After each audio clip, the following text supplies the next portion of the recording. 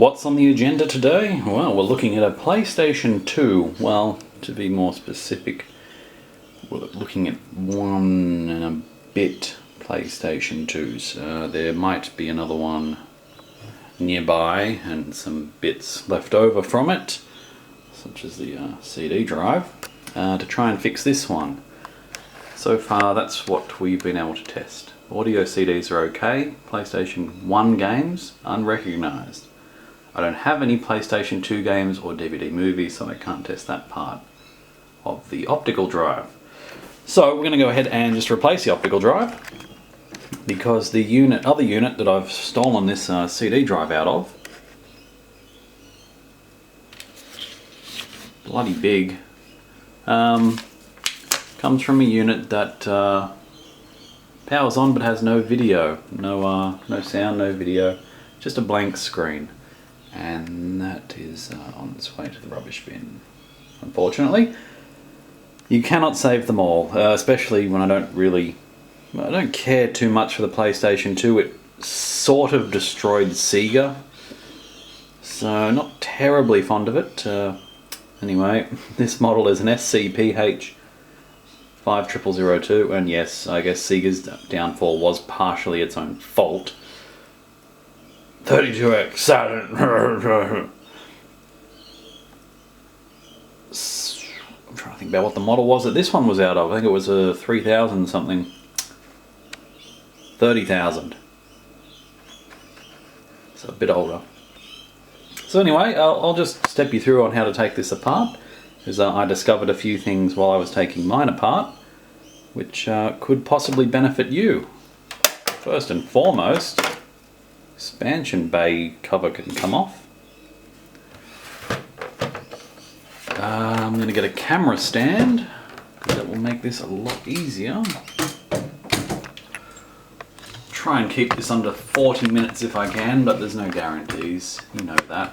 You know what my videos are like if you're a regular viewer. So, first step is get a fine flat blade. All these little feet, 1, 2, 3, or just covers on these. This case, I thought the screws were just under the feet. That's what I thought. Because, oh yeah, rubber feet. Let's have a look. Rubber feet. Oh yeah, screws. I thought, oh, these other ones must just be cosmetic. These other squares. Whoops. They're not. If you have a look at them, you can actually sort of see. Oh wait, no, you can't. I guess the other one had been taken apart a few times. So just go through, remove all those.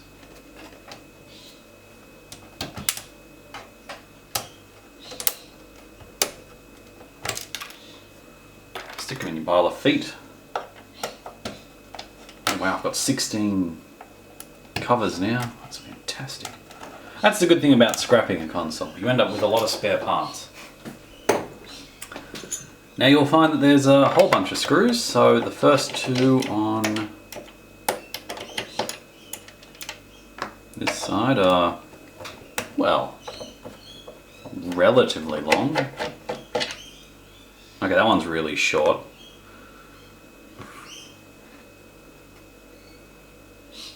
Why is this one different to the other one? Oh, I hate it when they change things.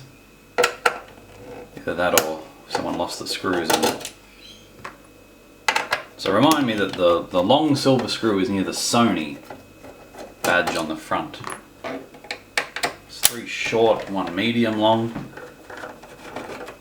1 extremely long,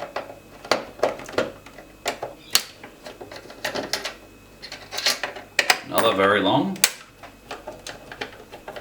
Now this one has been taken apart before, so the warranty seal is missing. Done. So once you have that done, now on the other one I had some trouble with the CD drive on the front. No, not on this one. Excellent. Just slides off. Simple. Now spin it around. So we're trying to replace the CD drives. Let's have a look, see if these look anything like each other. Yeah, they're pretty similar. That's good news for me. You know what, instead of replacing the whole CD drive, let's go ahead and just replace the laser. Because that sounds like more of a challenge. Okay, it's not that, there's another reason. I might have sort of snapped off some plastic from the front here on the other one, which will prevent the bezel going on the optical drive. Hate the player. No, hate the... Don't hate the... You know how it goes. So you sort of have a feel around, you go, ooh yeah, that feels sort of loose there. There's some, you can see that there's some clips at the back. There's a clip at the front. I don't know how you meant to use a, maybe use a flat blade and, oh yeah, flat blade. Sort of wedge it in there and it pops up. Now I'm pretty sure there was a, yes, that part. The fan seems to overlap, so you can at this point either remove this little part, which I think is just one. Well, I'll just do the fan, just remove the fan out of there. It's also probably a good time to dust out your fan, if you can be bothered like I can't. And this should just lift out. Oh wait, no, I remember now, there's a ton of connectors underneath this thing, so you're going to actually want to, I think if we flip it over, the fan falls out.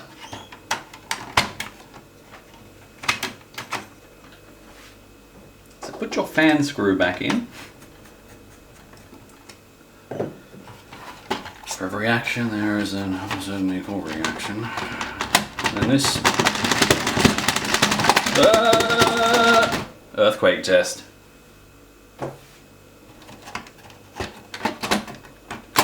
Nope, apparently I need to take those screws out. Can you see them there? They're on the controller ports. So they're gold screws in this case. It'll probably vary depending on who the screw manufacturer was. Now if we lie that down,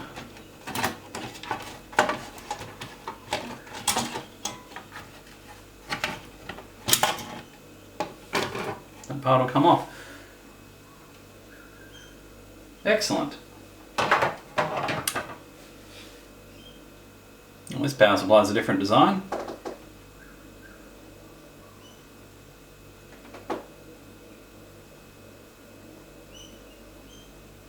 I'm not seeing a manufacturer. Other one was Nichicon, which you know, they're not bad. I personally probably wouldn't buy Nichicon capacitors. You see there's a nice big Panasonic one there.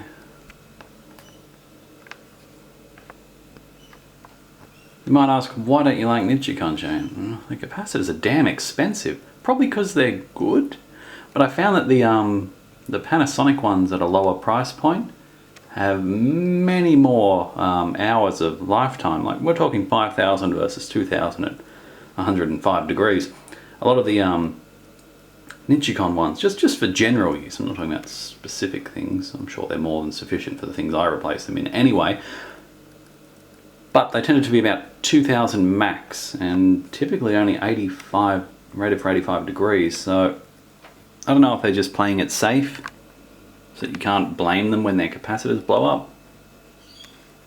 Anyway, so let's have a look.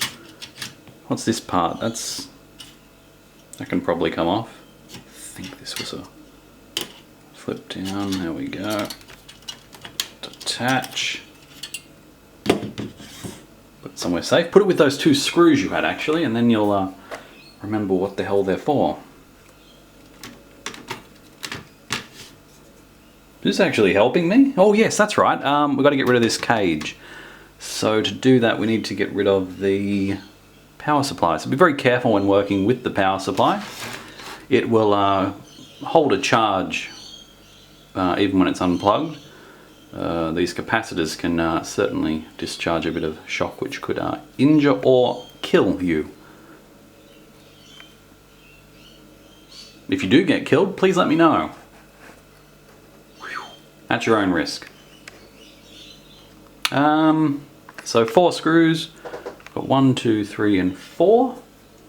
When working on sort of with power supply areas, generally your best bet is to work with one hand behind your back so that the voltage can't flow from arm to arm, and use you as an alternate path for the voltage, which really hurts. It's happened to me a few times. Like right now, I'm using 2 hands right next to it. It's not connected to power, which is probably a very good thing. But yeah, I've accidentally left some things plugged in the past, and whew, boy does it jumpstart your heart. Or put you into arrhythmia, one of the two. Okay, so, screws out. On the side here we've got, I'm guessing this runs to the AC filter on the back.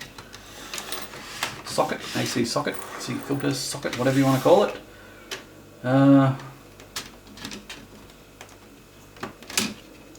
Also be careful, cautious of heat sinks, because they can also hold, they can be part of the circuit in some cases. Just going to look at the base of that, looks okay.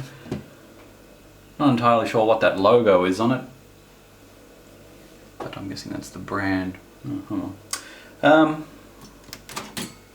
at that easy, just lifts out.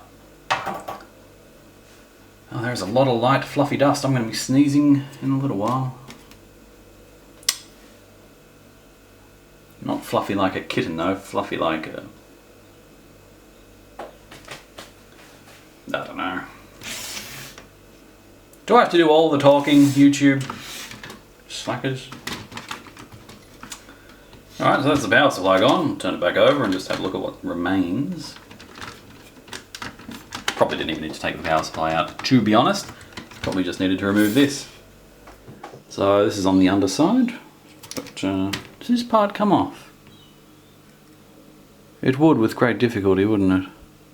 Ah. So you just disconnect these.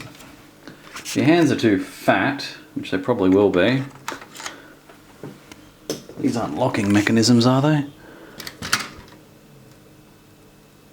No, they're not. Good. Oops. Okay, that part just came sort of loose. Gives me a bit more room to work now.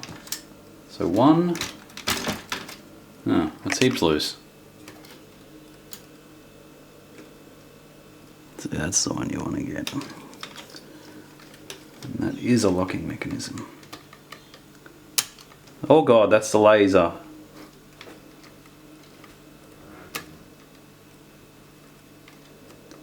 Oh, that's the part we're trying to replace. Oh, that's good.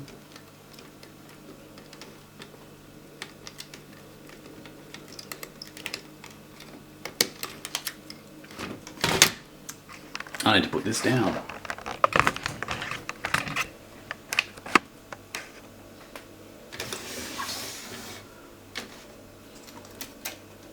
These got little pull tabs on them.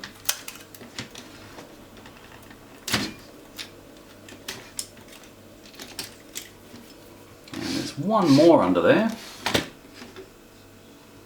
No, there isn't. Oh, that's good. Means they're all disconnected. So 1, 2, 3, 4, 5.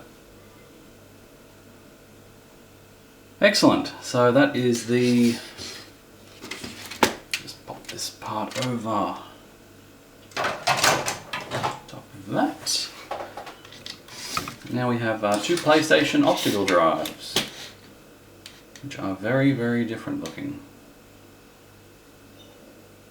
Huh. Oh well, never let anything get in my way. Wow, they are different. Are the lasers any different? Let's have a look. So I wouldn't be able to swap over just the... Oh yeah, lasers look to be the same. Yeah, let's give it a go. Ooh, what was this connected to? Is this on this one? Now when working with lasers, you want to make sure that you are as free as possible from... Okay, I can't get that to go back in, so I'll just leave it out. That's cool. That's fine. I'm sure I'll remember what it was there for. So as you can see, that one is orange, and that is the presumed good one. And this one is green, which is the presumed bad one. Well, it is bad, I know that. So, to get the lasers out, I really should look up a guide online. Oh, right, I see. So they changed 2 flex connectors from little plug socket things. And there's a daytime battery just sitting on the side there, which doesn't seem to be on this one, so I'm going to say they moved that onto the actual board itself. Or used a super cap. That's an Xbox thing. Terrible idea. And there's some potentiometers on the base, probably for adjusting, who knows, focus, laser strength. They do look to be the same shape though, which is probably the only thing that's going for me at the moment. Okay, similar shape. Oh, this will be interesting.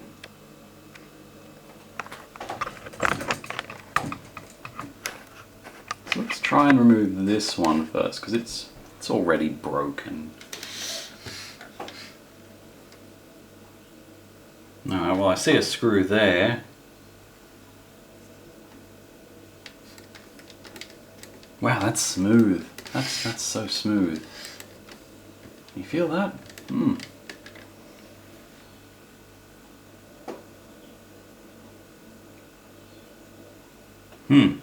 Yep. When in doubt, go have a look at the internet. They're completely incompatible. So you shouldn't even attempt this. Huh. Well, that is quite a bummer. Still, for the sake of completeness, let's go ahead and try and remove this laser anyway. I must admit I didn't actually end up looking at how to remove the laser. I assume that screw comes off, and then this is a little metal plate. Does that come out? No. Oh, that's a good noise. Sliding around. Just doing what it wants. It's having a good time. Oh yes, the little metal thing came out. Jolly good. Oh, it's longer than I thought it was. What on earth is on that? Filth. And it just lifts out just like that. It's like air hockey. I need more screws.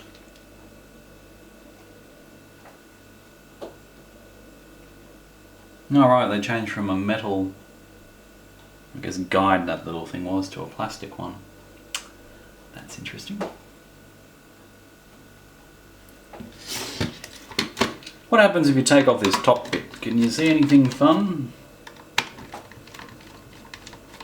Oh, that's interesting. The power button on this is actually stayed there. It fell off on the other one. My bad.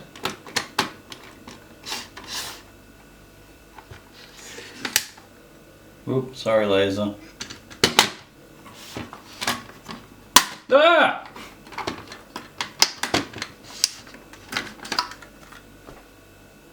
Oh, it had more plastic clips. Okay. So watch out for those when you take yours apart. Don't just do what I just did.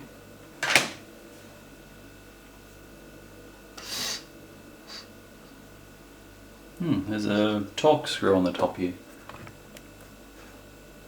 Just do that one there. Let's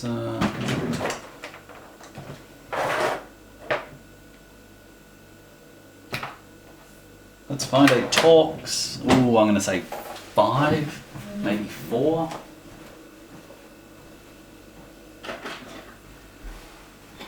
What do we got? We got 6. Okay, 6. It's gonna be 6 because that's what I have. Oh no, it wouldn't be Torx 4 or 5. That's tiny. Uh-oh. Oh. T6 does it. Doesn't fit in the thing though. So it's probably a T5. Now don't forget where these screws go, because we're going to need to remember that for later on. So with that screw removed, it should just be as simple as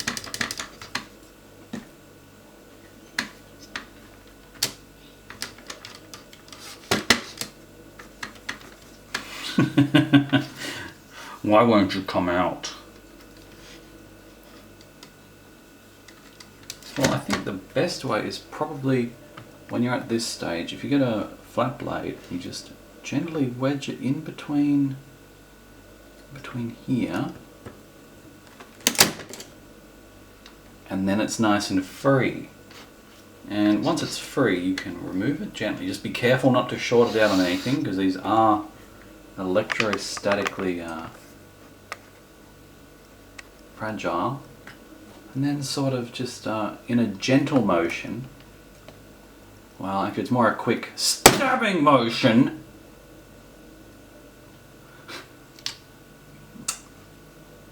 fortunately that was not the correct way to do it. It's meant to be more on the laser. Want to hit the laser diode. Although we are starting to get some movement on this plastic casing, which is good. That one was pretty close. Oh yeah! Die! Oh, wow, that actually went sort of right through the assembly. So, you know, for people who say they are fragile, they're wrong. They're actually quite robust. I mean, that took a bit of downward force to... Oh look, there's bits of diode going everywhere. Well, thanks for watching. That's what you get, PlayStation, for messing around with Sega. I'm no fanboy, but my god, I hate PlayStation 2.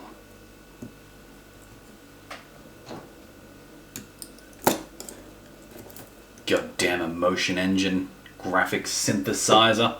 What did the Dreamcast have? 200 megahertz SH4? Wow, there's really, yeah, oh, there it is.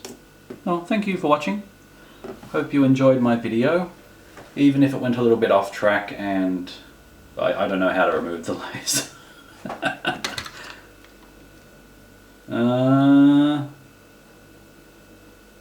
Yeah. Oh, it's like the PS1 lasers. It's just on a guide. How do you get that metal bar out? Oh, look, this. Oh, you just lift it up? Is it that simple? Oh, no, it can't be. Oh well. Hope you enjoyed. Don't forget to subscribe for more. I've decided I'm going to try and keep my collection Dreamcast and earlier. Nothing beyond Dreamcast, with the exception of, well, what have we got? Game Boy Micro, DS Lite. These are just ones I enjoy playing. Especially the DS Lite now that it's got lots of emulators and things. There's also... Oh, look, I'm gonna let the Xbox slide for a little while, because it's software mods and TSOP modding. Very exciting, very easy to do. Ah, what a day. Actually, I might play around with one of these PS2 Slims. Try and give them a second chance. Stay tuned, we'll be back.